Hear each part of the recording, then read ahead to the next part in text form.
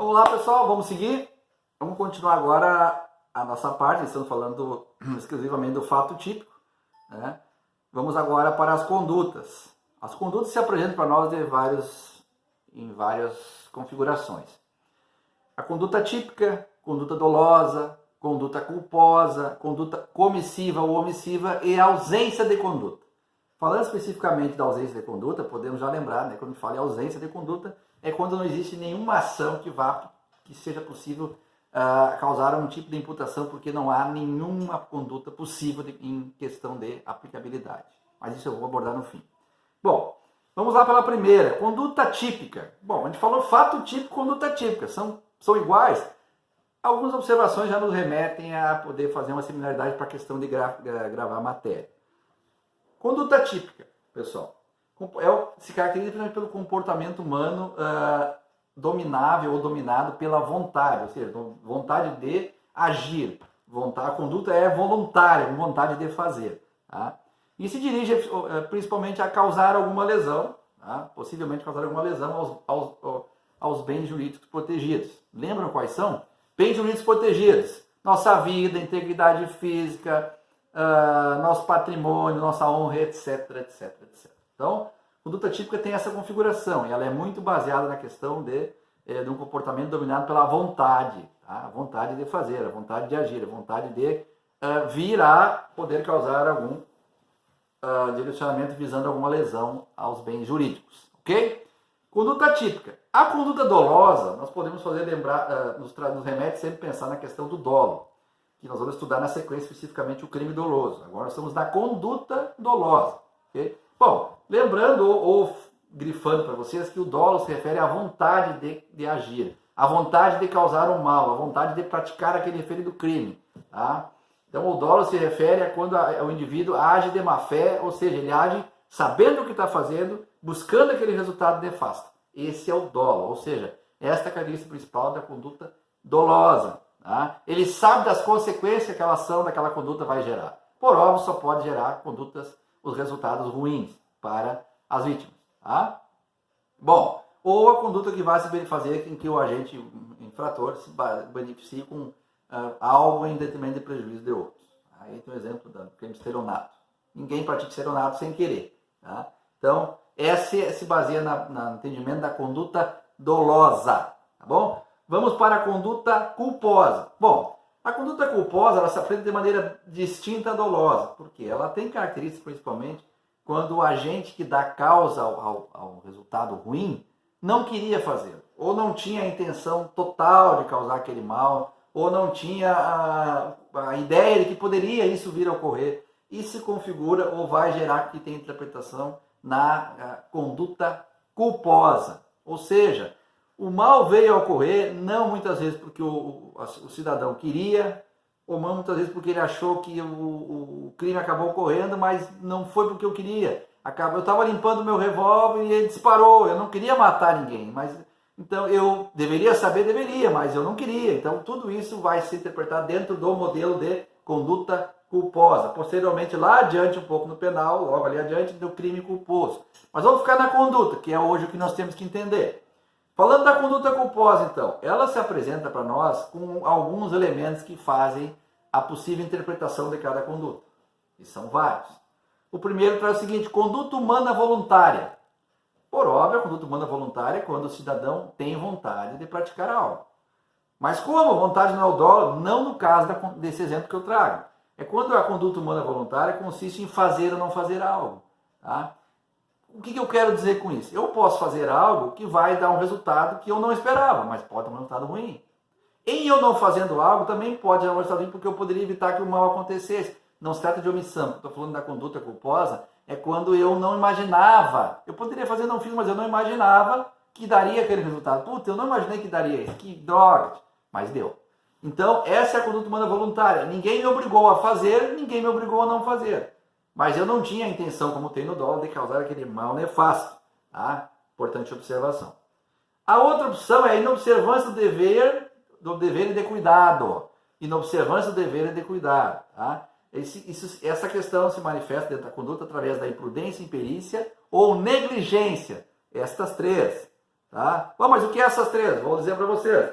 A imprudência. Vamos lá, a imprudência é quando falta de cuidado, de precaução. Trago um exemplo. Motorista dirigindo em velocidade altíssima em um lugar que é permitido 40 por hora. Causa um acidente. Então, o que faltou para ele? Cuidado e precaução. Tá?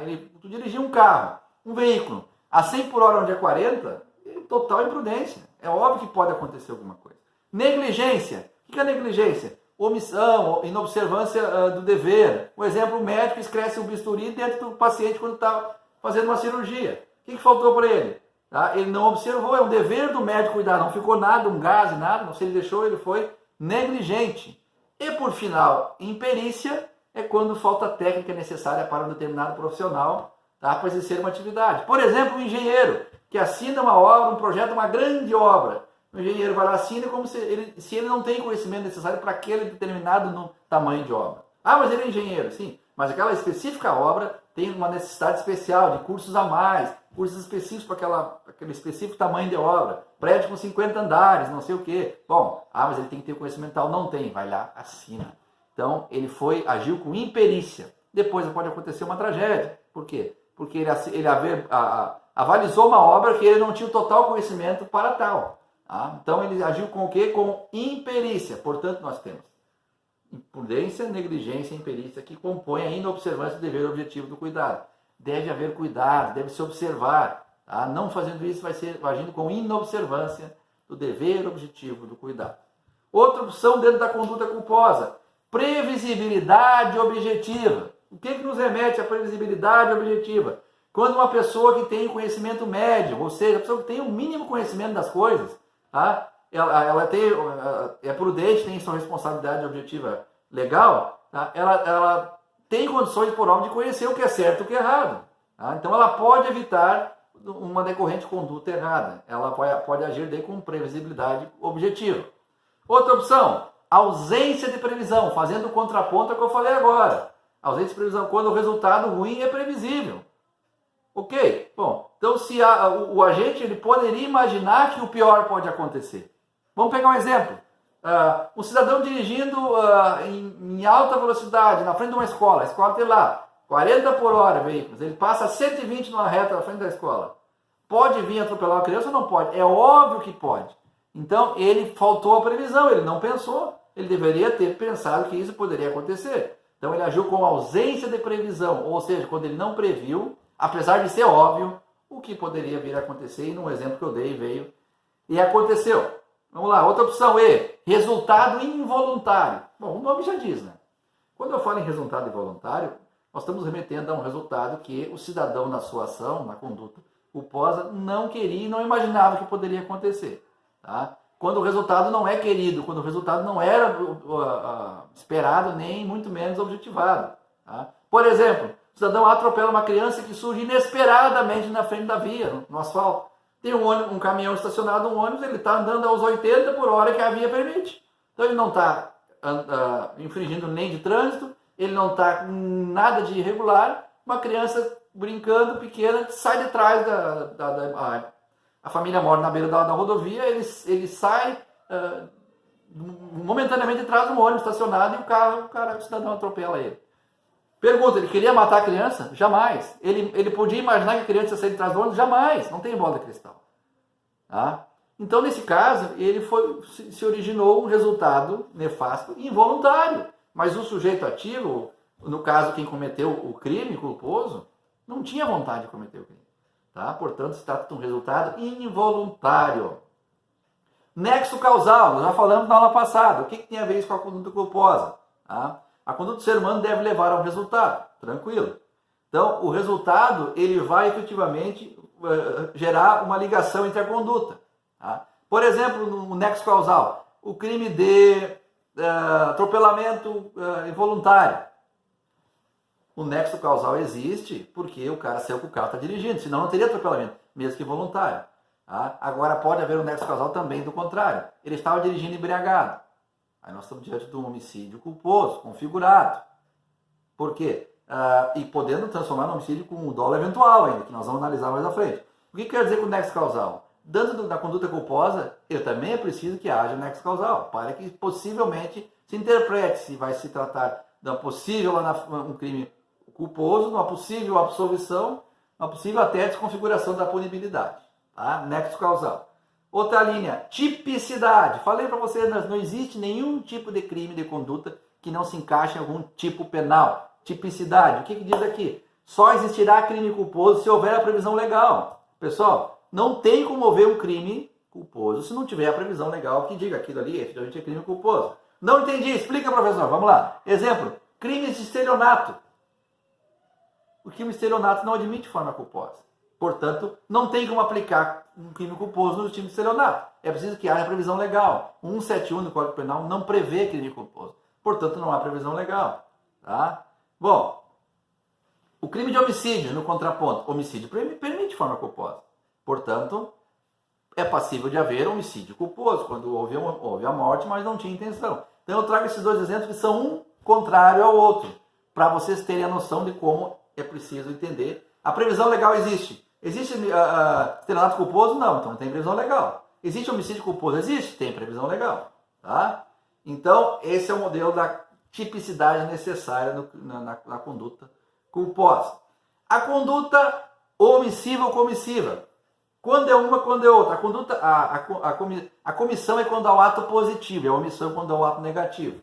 Ou seja, a comissiva é quando há a vontade de executar alguma coisa, mesmo que seja voluntário o resultado. A omissão é quando eu não faço nada. Estou vendo a pessoa morrendo, não faço nada, vou embora. Omissão. Tá? Então, o comissivo é quando a gente faz alguma coisa que estava proibido. Tá? E o omissivo é quando ele deixa de fazer. Já expliquei agora há pouco para vocês. Tá? Também é baseado em deixar ou fazer alguma coisa que não da conduta omissiva ou omissiva.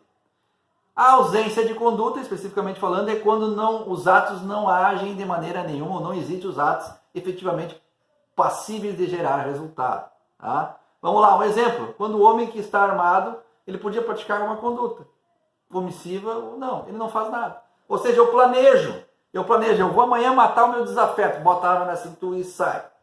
Não faço nada, vou e me arrependo no caminho. Não, me arrependo nem é a palavra certa. Eu chego e dou a volta, eu não vou fazer hoje. Então, houve na ausência de conduta, ele não fez nada. Ele não chegou nem perto da vítima. Portanto, por ausência de conduta, nós também não tenhamos como configurar a possibilidade punitiva. Tá ok? Seguindo para a parte final do bloco. Abordaremos agora, na sequência, no próximo bloco, duas questões sobre esses dois primeiros blocos de vídeo. Ok? Um abraço, até breve.